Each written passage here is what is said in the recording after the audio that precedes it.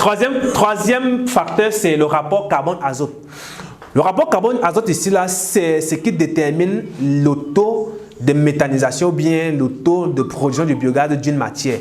Dans le document que je vous ai remis, le livre Millionnaire grâce aux déchets, il y a un tableau à l'intérieur qui montre le taux de production de chaque matière. Les matières qui ont un taux de production assez élevé sont les matières dont le rapport carbone-azote est grand. Et la moyenne, c'est 25. Le rapport carbone-azote moyen, c'est 25. Donc, si c'est plus de 25, c'est bon, ça peut donner. Mais si c'est moins de 25, on n'aura pas une grande quantité de gaz. Donc, quand vous allez regarder, vous allez peut-être voir pour les déchets, les excréments humains, c'est peut-être 17 ou 18 comme ça. C'est 15 même. Hein. Ça veut dire que ça ne produit pas une grande quantité de gaz. Ce qui est au-dessus de 25, 20, 25, la production est bonne. L'un des facteurs, c'est l'agitation. L'agitation ici, là, c'est le fait de tourner les déchets dans le biodigesteur. Quand on fait les biodigesteurs qui sont très grands, il faut tourner. Il faut mettre un agitateur à l'intérieur, un agitateur mécanique. Parce qu'on ne met pas, quand on met ça à l'intérieur, ça va se stabiliser et puis ça peut former les croûtes. Et quand ça forme les croûtes, ça va prendre beaucoup de temps pour se décomposer. Or, avec un agitateur, ça facilite la décomposition rapide et puis on a vide au gaz. Donc, l'agitateur permet simplement de diminuer la taille des matières organiques. Plus la taille est grande, moins la méthanisation sera rapide. C'est pourquoi vous devez utiliser aussi, quand vous avez peut-être des déchets ménagers comme ça, il faut découper en très petits morceaux avant d'introduire dans le biodigesteur pour que ça puisse se décomposer rapidement. C'est aussi pourquoi on met aussi l'eau pour faciliter la décomposition. Donc, la taille de la matière première est liée à l'agitation. Nous avons également la qualité du biodigesteur. La qualité du biodigesteur ici, c'est-à-dire, est-ce que le biodigesteur est étanche ou pas? C'est principalement l'étanchéité qu'on vérifie. Parce que si votre biodigesteur n'est pas étanche, c'est mort. On a fait un biodigesteur à Consamba, on a fini, on a chargé de tout, ça n'a pas produit. Pourquoi? Ce n'était pas étanche. 70 mètres cubes. Il fallait voir la souffrance que j'ai endurée là-bas pour vider ça. C'était comme la salle, c'est là. 6 mètres de diamètre, avec 2 mètres de profondeur, plein. Il fallait vider entièrement, nettoyer et gérer l'étanchéité à l'intérieur. Travailler encore avant de recharger à nouveau. Et dès qu'on a fait ça, on a rechargé. 2 jours après, on a eu le gaz.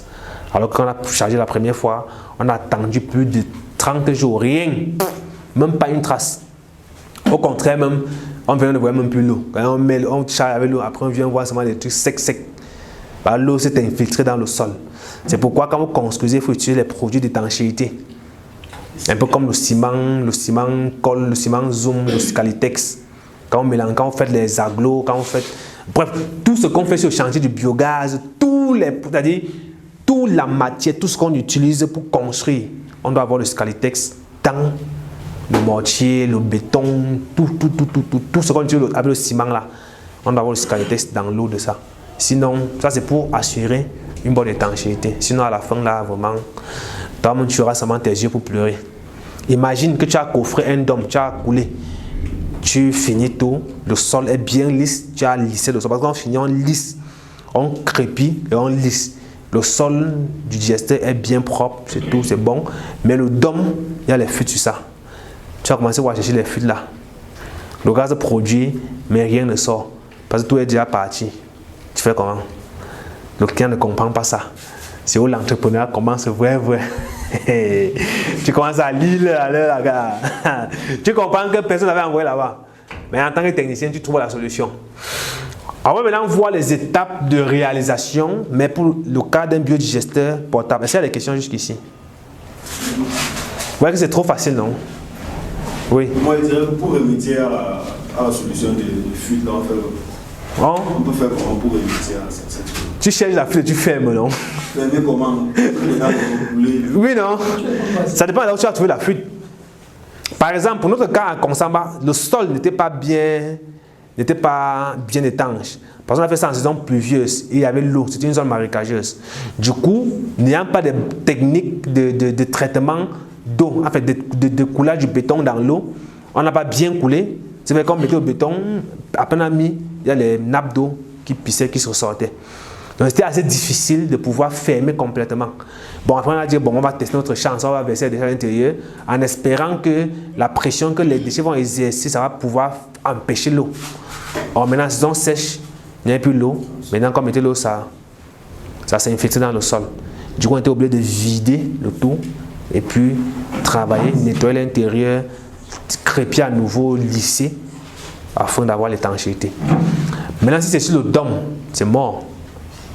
Tu vas seulement couler encore à nouveau, tu vas peut-être faire encore le béton, verser encore sur toute la surface. Là, tu vas encore mettre une deuxième couche. Et maintenant, quand tu mets une deuxième couche de béton, tu n'es pas sûr que ça va bien adhérer. C'est ça aussi le problème. C'est pourquoi il y a bien des petites astuces qu'il faut éviter. Et il y a aussi le tuyau de récupération du gaz qu'on met au-dessus du dôme. Ce tuyau doit être essentiellement en acier inoxydable. Essentiellement. Si vous faites l'erreur de mettre ça en fer, mon cher ami, dans quelques années, tu vas respecter. Ça peut être soit en aluminium ou alors en acier inoxydable ou en cuivre. Si tu mets ça en fer, toi, tu vas respecter. Le fer en contact avec le ciment, ça va s'oxyder, ça va se rouiller. Et quand ça se rouille, ça va se casser, ça va se percer. Quand ça se perce, le gaz va maintenant sortir. Maintenant, imagine, tu vas maintenant venir faire comment sur la sortie là pour remettre un nouveau tuyau et que ça adhère normalement. Ça, c'est notre travail. Donc, tu vas respecter, tu vas lire. Donc, il faut éviter. Erreur à ne jamais commettre. Jamais. Never do that. Ça doit être essentiellement en acier inoxydable. Les gens vont dire que non, c'est cher, il veut jongler. Hein, il a mis sur devis 25 000. Et après, il m'a dit, par sur le marché, il va acheter pour 2500. Il veut gagner beaucoup d'argent. Oui, tu gagnes beaucoup d'argent, tu pars, tu bois la bière, tu fêtes. 2 ans après, ça n'en donne plus. On commence à dire que les techniciens sont malhonnêtes. Tout ça parce que tu as pris l'argent et puis tu as acheté le mauvais matériel. Donc, quand on prend l'argent chez le client, achetez le bon matériel.